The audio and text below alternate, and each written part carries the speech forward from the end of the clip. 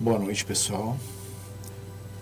Agradecemos a presença de vocês em participar desse Evangelho no Lar, pedindo a espiritualidade que possa transformar esta água em remédio para o nosso corpo e para o nosso espírito, aliviando-nos das nossas dores. Boa noite, Ana. Boa noite, Helena. Nossa página de abertura de hoje é do livro Pão Nosso, coleção Fonte Viva, discografia de Chico Xavier, pelo Espírito de Emmanuel. E o número é 122, intitulada Pecado e Pecador. Amado, não sigais o mal, mas o bem. Quem faz o bem é de Deus, mas quem faz o mal não tem visto a Deus.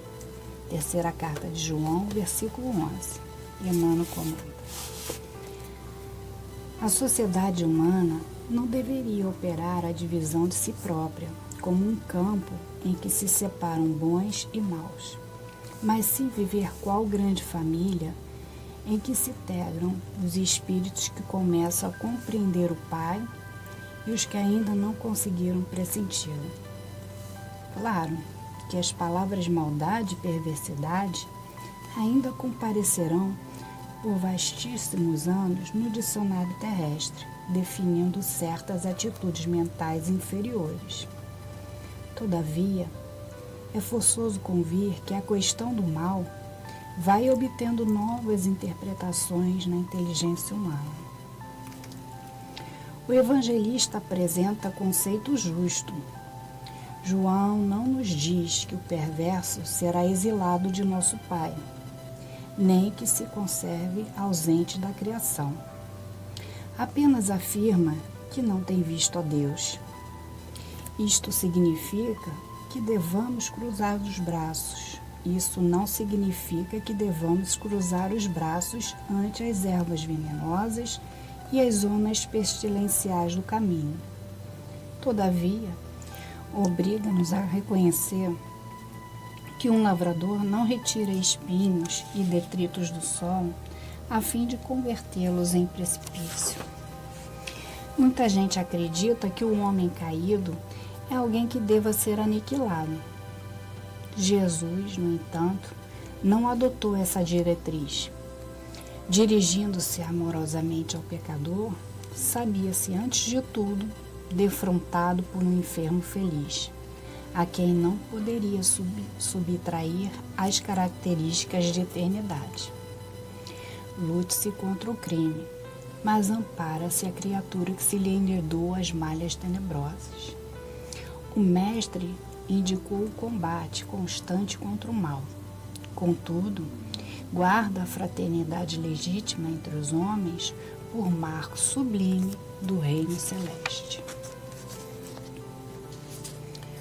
Essa terceira carta de João é uma pequena carta. Eu sugiro a todos vocês que até procurem saber mais sobre a história dessa carta. Nessa época, havia uma igreja primitiva do cristianismo que estava enfrentando dissensão dos pensamentos, da forma de administrar.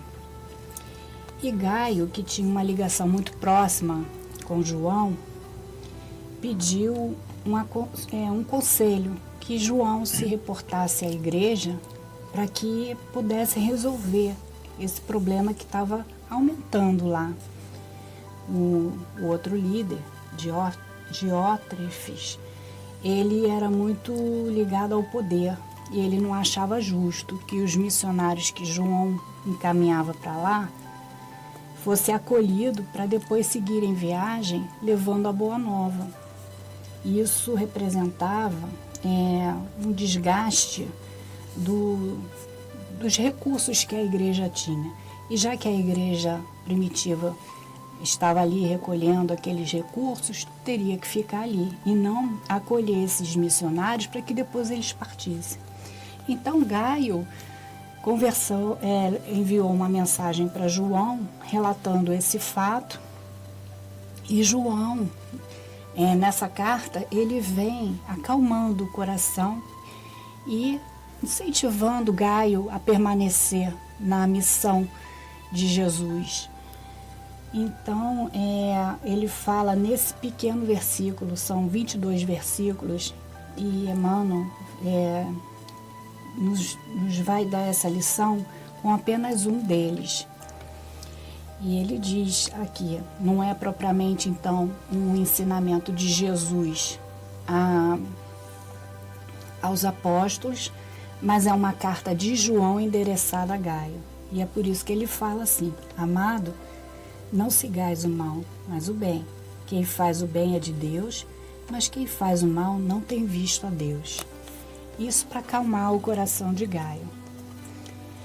E Emmanuel vai nos aconselhar, né, esclarecer sobre o fundamento, os ensinamentos profundos que tem só nesse versículo, né, nesse um dos versículos. Que a gente, na sociedade humana, a gente veio fazendo isso, né? A gente separa quem é bom e quem é mal. Quem merece e quem não merece, não é, Lino? A gente faz isso o tempo todo. A gente pode perceber que a nossa estrutura ainda é uma estrutura de classes, né? Pobre, médio e ricos.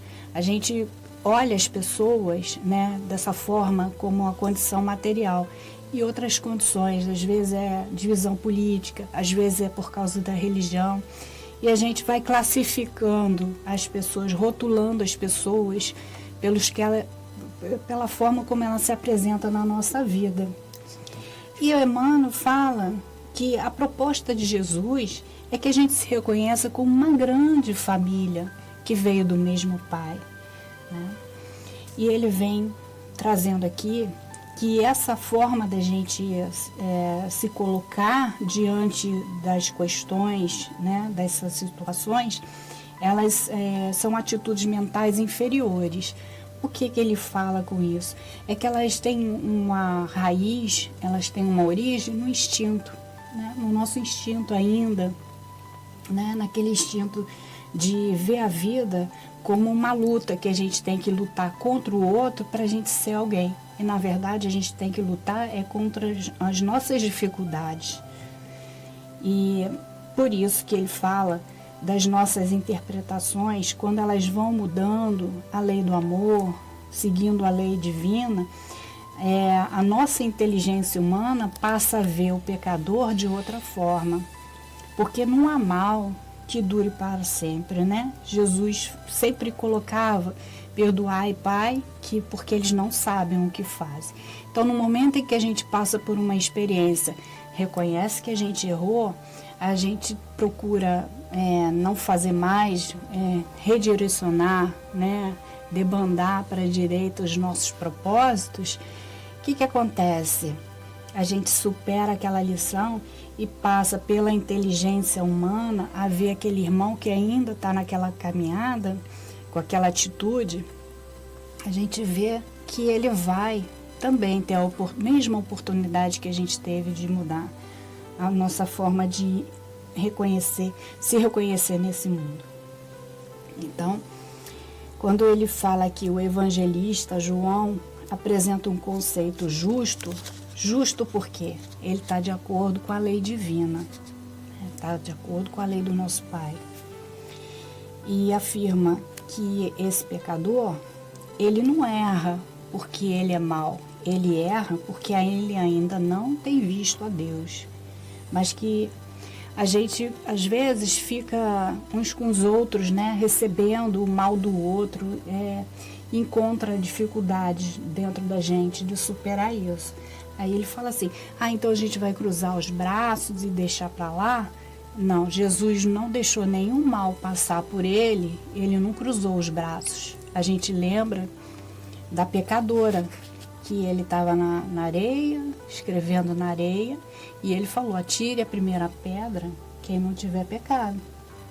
Então ele corrigia com energia, mas com amorosidade, mostrando que todos nós somos filhos do mesmo Pai, somos filhos criados, fomos criados pelo mesmo Pai, e que a lei divina é para todo mundo, para todo mundo. Não tem ninguém que não erre nesse mundo. Então a gente não precisa cruzar os nossos braços e ver o mal que o outro está fazendo e não fazer nada quando a gente já sabe o bem. Por quê? Porque também, se a gente desejar excluir aquelas pessoas que fazem mal para a gente ou não compreendem a gente, o que acontece? Nós também estagnamos, porque nossa perfeição está, das nossas tarefas diárias, a nossa perfeição está no outro, nas relações uns com os outros. A gente vai aprendendo, né, uns com os outros, a nos melhorarmos através dos nossos relacionamentos. E Emmanuel vem trazendo isso aqui. Ele vê o homem caído, né? Ele não quer aniquilar esse homem, tirar, como muitos espíritas, né? E muitas pessoas falam assim: ai, tomara que esse grupo de espíritos maus, eles acabem logo e vai morar lá no outro planetinha, né? A gente está escutando muito isso. Ou então, tomara que já esses que vão nascer já nem nascem mais, pode nascer lá, que aí já lá já está no ambiente correto. Jesus não pensa assim para a gente. Ele pensa assim, de forma amorosa em relação ao pecador. Porque todos nós temos o direito, né, de aprendermos, de sermos amados, de sermos perdoados, de nos perdoar, né? E ele faz isso. Lute-se contra o crime. Qual é o crime? O mal que está dentro da gente. Todo mundo tem um mal. Não é só o outro que tem um mal, né? Todos nós temos um mal dentro da gente que a gente precisa retirar e transformar aquilo numa virtude. Mas ele quer o seguinte, que a gente seja amparado por essa lei de amor. E o mestre combateu constantemente esse mal, do início ao fim. Em nenhum momento ele teve uma atitude violenta para qualquer dos pecadores. Então, a nossa lição de hoje o que ela reflete? Seja o trabalho ou o trabalho voluntário, que ele seja um trabalho constante no bem, que ele seja realizado com respeito, que ele seja realizado com fraternidade entre todos os irmãos, porque somos filhos do mesmo Pai. Somente assim, todas as nossas lições, elas vão vir da fonte do amor absoluto, que é do nosso Pai. E que a caridade é a fonte ativa no bem, é a moral elevada, é a luz pura, é a luz de Jesus.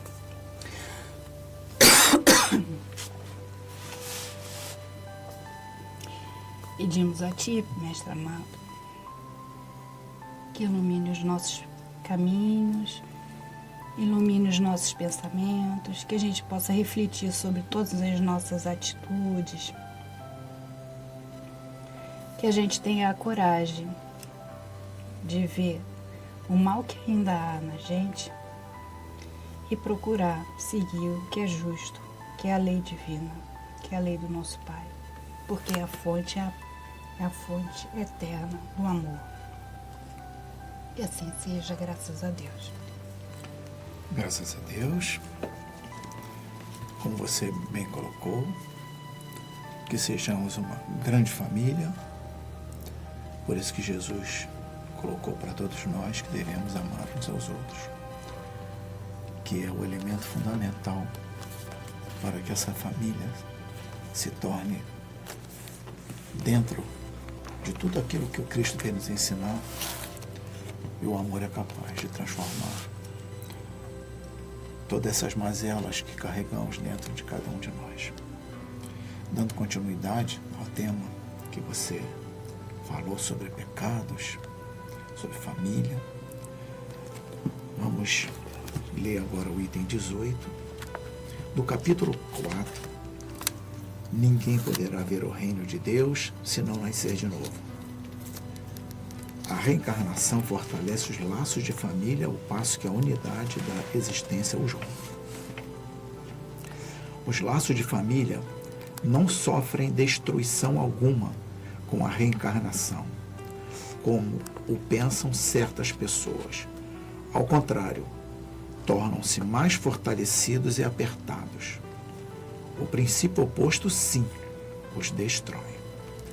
No espaço, os espíritos formam grupos ou famílias entrelaçados, pela afeição, pela simpatia e pela semelhança das inclinações.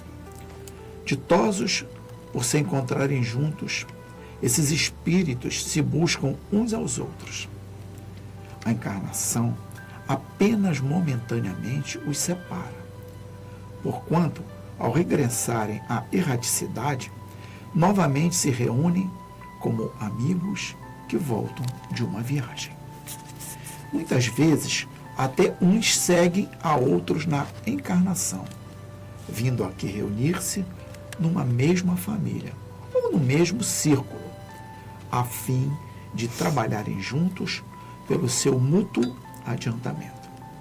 Se uns encarnam e outros não, nem por isso deixam de estar unidos pelo pensamento. Os que se conservam livres velam pelos que se acham em cativeiro. Os mais adiantados se esforçam por fazer que os retardatários progridam. Após cada existência, todos têm avançado um passo na senda do aperfeiçoamento. Cada vez menos presos à matéria, mais viva se lhes torna a afeição recíproca, pela razão mesma de que mais depurada não tem a perturbá-la o egoísmo, nem as sombras das paixões. Podem, portanto, percorrer assim ilimitado número de existências corpóreas, sem que nenhum golpe receba a mútua estima que os liga. Está bem visto que aqui se trata de afeição real, de alma a alma, única que sobrevive à destruição do corpo, porquanto os seres que neste mundo se unem apenas pelos sentidos, nenhum motivo têm para se procurarem no mundo dos espíritos. Duráveis somente o são as afeições espirituais. As de natureza carnal se extinguem, com a causa que lhes deu origem. Ora, semelhante causa não subsiste no mundo dos espíritos, enquanto a alma existe sempre.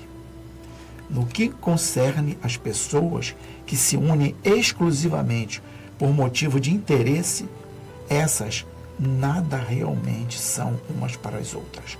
A morte as separa da terra e do céu.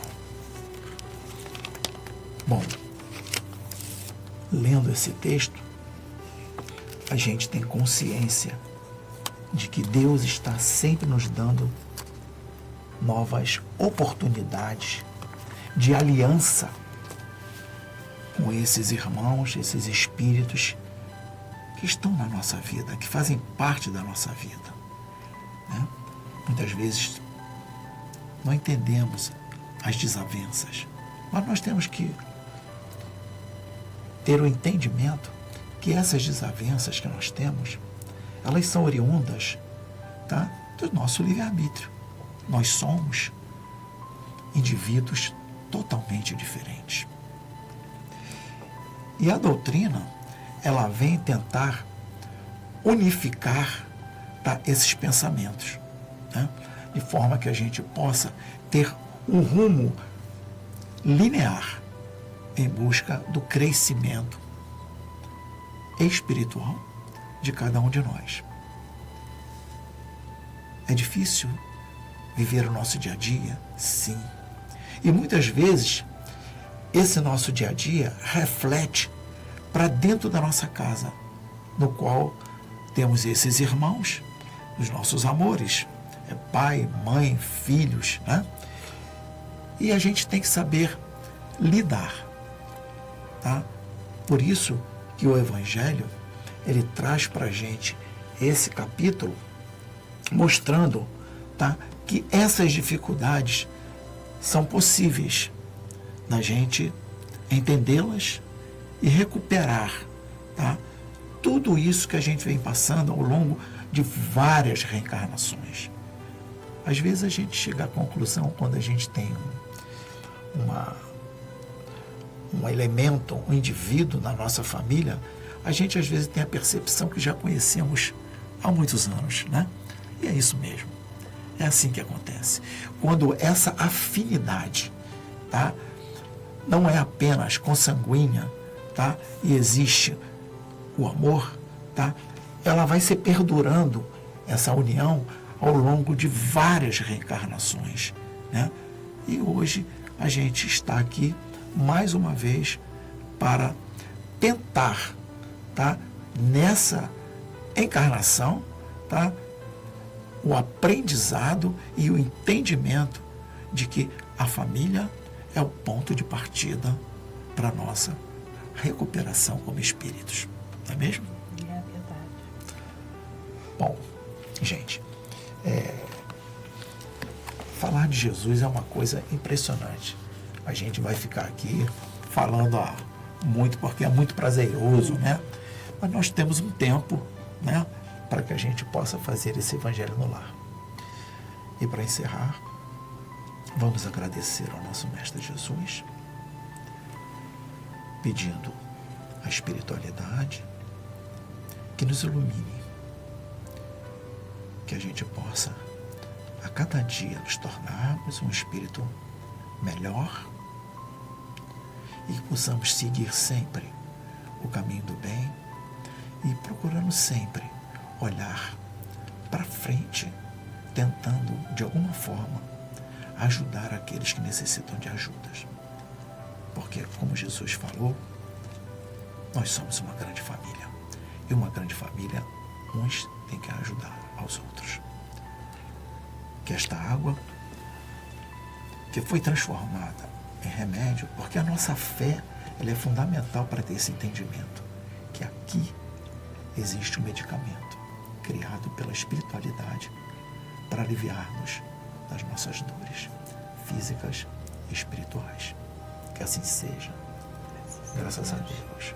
Paz e bem, Paz e bem, paz e luz, paz, muita paz.